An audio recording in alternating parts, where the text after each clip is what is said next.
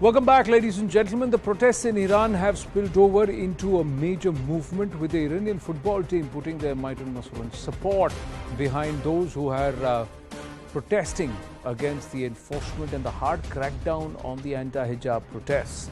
The Iranian football team collectively deciding not to sing the national anthem ahead of their game against England. Now, does this mean that the entire movement has now become a mass movement, contrary to what the Iranian state claims, and the hard crackdown by the Iranian state, as per news reports, is something that's not gone down well with all of the Iranian people? Joining us this evening, Daria Safai, Iranian and Belgian author, women's rights activist, and Belgian member of the Belgian Parliament. She's member of the Defense Committee plus Committee on Foreign Affairs. And we also have Syed Zamir Abbas Jafri, member of the Hausa Ilmiya Qom Iran. Namaste to the lady and the gentleman. Thank you very much. How would you, let me start with you, Daria ji. How would you see the protest or the symbolic gesture by the Iranian football team? Actually, they didn't sing the national song, but it was not enough. It was not what the Iranian people asked them, and it was absolutely not a sign of protest for the Iranian people who are dying on the streets of Iran every day. The children, the young women and men that they have lost. The only answer that the team, which is called national team, should have done to that was just not going to play, or making a very, very clear message why they didn't want to play. Because the Iranian are grieving, they are mourning. And it's not enough just to show that we don't want to sing your song, playing for Ayatollahs and showing to the world that nothing is going on in Iran is just a very, very bad decision for the team of football of Iran. And although the people has warned them that they are they want more signs of protest from their team, they didn't do it. They didn't make it, and that's why the Iranians are so fed up of those people, or of those betrayers who call themselves the national team. This is not at all the reflection of the Iranian people. So you believe that what they have done is not enough? Much more was expected of them, and this is not enough. But there are others who believe that even doing this much is very bold, given the hard-nosed Khomeini regime, and of course that all these football players have their loved ones back home. They don't know what will happen on them. The other aspect is they say that they're representing the country. So if they have the chance to shine for the country, will they be able to take a greater message and convey a greater message if they were to do well for the country and say, it's not that we have a problem with our country, we have a problem with those who are in charge of our country at the moment. So there is that point of view also. Let me ask Syed Jafri ji, what do you think? Jafri sahab. First of all, thank you for having us, and our sisters sitting in Belgium. I send you salams as well. First of all, let me just point out few points. First of all, the sister sitting in Belgium does not represent the people of Iran. 900 cities in Iran rallied in favor of the government and the hijab. Okay, and there a minimum number of each rally were more than 100,000. There were few rallies with more than millions of people. We need to present facts. If somebody is sitting in London and Belgium, funded by the American and Saudi riyals, they are not the representative of the people of Iran. Let me present one by one the facts of what exactly it is. Look, Iran is a powerful country. Iran has the largest natural resources if you combine gas and oil together, right? Iran is not controlled by America, and like Iraq, America cannot control the resources of Iran. Iran, military-wise, like India, is the largest weapon importer, or one of the largest weapon importers of the world. Iran, it does not buy weapons. In last 43 years, they have become so powerful that America is now alleging Iran that Russia is buying drones from Iran. So Iran is a powerful country which has lot of resources which America does not like. This is a war. when we are discussing, it's not a discussion, it's a war, it's a media war, it's a hybrid media war which is funded by America. Let me just tell you that there are 200 channels, approximately 200 channels which are funded by America.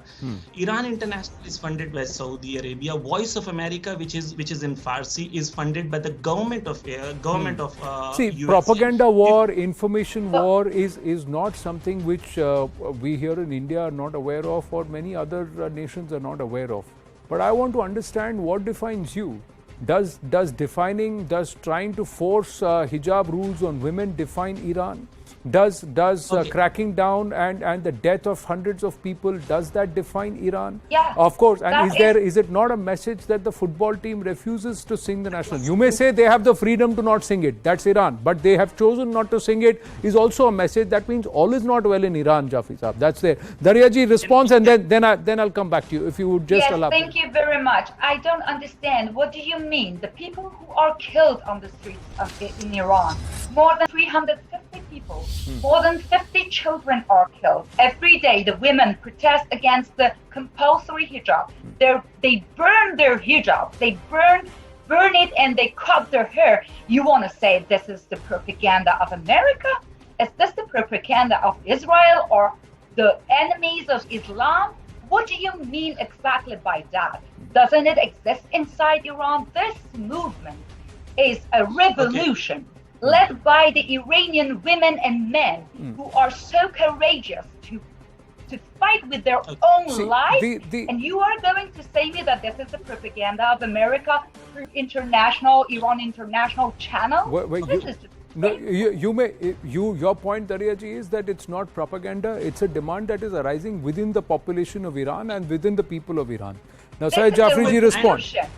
Now, shouldn't people in Iran or Iranians have the right to choose whether they want to wear a hijab or not? Should they be punished for not wearing a hijab, or should there be moral policing to the extent that somebody dies because they belong to an ethnic minority and that's why they deserve to be kicked and punched by the cops? That's what happened with Mahsa Amini. Okay. First of all, dear brother, my sister doesn't need to shout. If she has the point which is a valid, she can say it in a nice way, and we're here to listen, we're here to answer, we're here to discuss. First of all, the information which is going into the media, it has been proven there was more than 35,000 fake news spread within 1 week. This is documented fake news. Which one? Which one? Just name one of them. Okay, Justin Trudeau, the Canadian Prime Minister, the Canadian Prime Minister, I'm telling you one right now. Canadian Prime Minister tweeted there are 15,000 people who will be hanged by the government, and then he deleted the tweet despite hundreds of thousands of people had watched that tweet. And after that, he had to delete. This is not the fake news of Iranian people. This is just a mistake, and it's even not a mistake because 15,000 political prisoners are risking to be executed, and 20 of them are already condemned to execution. This is not fake news.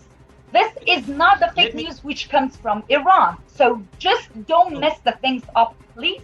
And I am not your sister. I am just an Iranian woman who is sister to all those brave women who are fighting for their rights.